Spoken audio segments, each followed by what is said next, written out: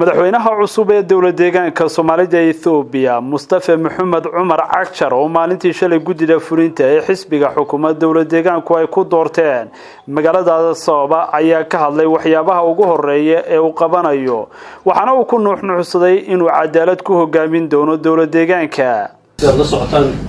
waddankeena deegaanka ku noolahay iyo gudaha waddankan ilaa iyo 20 sano u dambeysay dhibaatooyin badan ka socday macnaha marka toddobaad sano leenahay ma aha inaan ka wado toddobaad ka soo dhiglaad jirtay ka horna way jirtay sida la socotaan laga bilaabo xilligii gumaystuhu nagu wareejiyay waddanka hadda ka tirsannahay Ethiopia dadkeen hal maalin ay helin xorriyad ay maaragtay u gudbiyaan dareenkooda siyaasadeed dhaqankooda diintooda kuma maabanaan marka maanta baatay haystaa waa mid ka timid xilligaas taariikh ka timid weeyaan waxaa laga yaabaa in ay kala xanuun badnay marxaladuhu oo tii u dambeysay hadda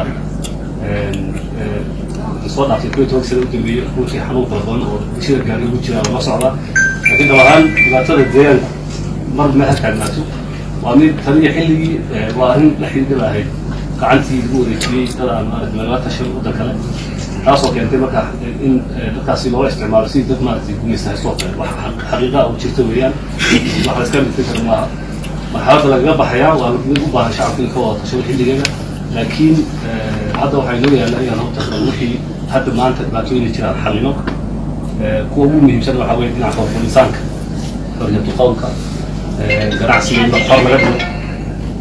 in madaxtinimadu ayna noqon meel qof uu awood gaar ku leeyahay oo noqdo dadka lagu shaqeeyo in la ixtiraamo in diintii iyo dhaqankii lagu soo celiyo deegaankii si xawliya looga shaqeeyo xogahay maanta aad iyo shucuur badan baa runtiga muuqata oo markadaysaa kuwii toosaa waddanka maqnaa marka xogaa emotional waan yarahay laga dul qaadanaysaan dad fara badan oo Soomaaliya kala gedisan oo kala qabaayla oo kala deegaan oo hadda isugu yimid oo dhammaan maanta rajaynaya dhulkooda iyo waddankooda si loo fiican ugu noolaadaan ayaan arkaa aad iyo aad u mahadsantihiin Allahu Akbar cadaalad lagu dhaqo inaana noqon filitalis isagu kala ka timada ku hogaamiyo maxkamadda ay noqoto in dhammaan tanjurooyinka dawladda sida ay u kala sareeyaan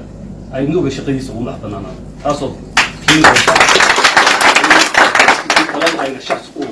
hato mid dadkoo dhan ay talinayaan taas waxay badbaadinaysaa aniga badbaadinaysaa inaan khaladaad gelin idinkana way badbaadinaysaa marka ugu horreyn kolle waxyaabaa ii qodaysna wuxuu ahaa xuquuqul insaanka kow in horta waxa laga qabto inaan iscafin waa muhiim inaan wixii hore ee dhacay ka tagno waa muhiim laakiin haddana dadkii dhibaatooyin ku dhaceen inay iyaguna dareemaan inay ka mid yihiin bulshadina iyaguna waa muhiim taa macnaheedu waxaa weeye iyagoo oo kuwii dhibta geystay la dhibaatay kuwii dhibta ku dhacday wax loo qabto oo maaragtay si ay bulshada ula sinaadaan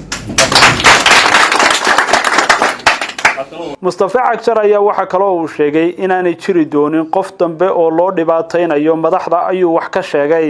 xoogga saari doona xorriyatu qowlka adigu dadka aad u qoraan ahaan jiray xorriyatu qowlka iyo maaragtay jecel maanta marka inaan gruubkii noocaas ahaa aan xorriyaddooda usii kordhiyo ayaan diyaar u ahay qof kasta إنه حيوان يقولون إنه قاعد عائل باتنا لكن دنيا كله industry أو وش قيس أمريكان كي إنجليز كيو وافق إنه ملاحظة قاليو أو دقن كودا يوم مقال كودا هذا الكودا اختشوا وعبى الوهرة وindustry بقى أو وش قيس إنه حق إنه حاليا تعايد باليوم السحرة أنا كده تعايد مركب برضو في تعايد سيالها ما تحب باتين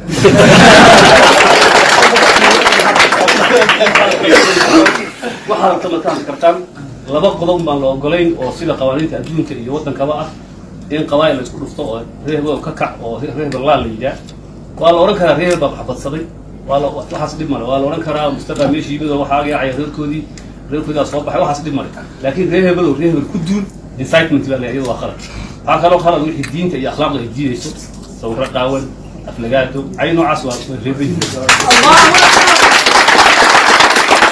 حسن قليد ورركه هون كيبل هرقيسا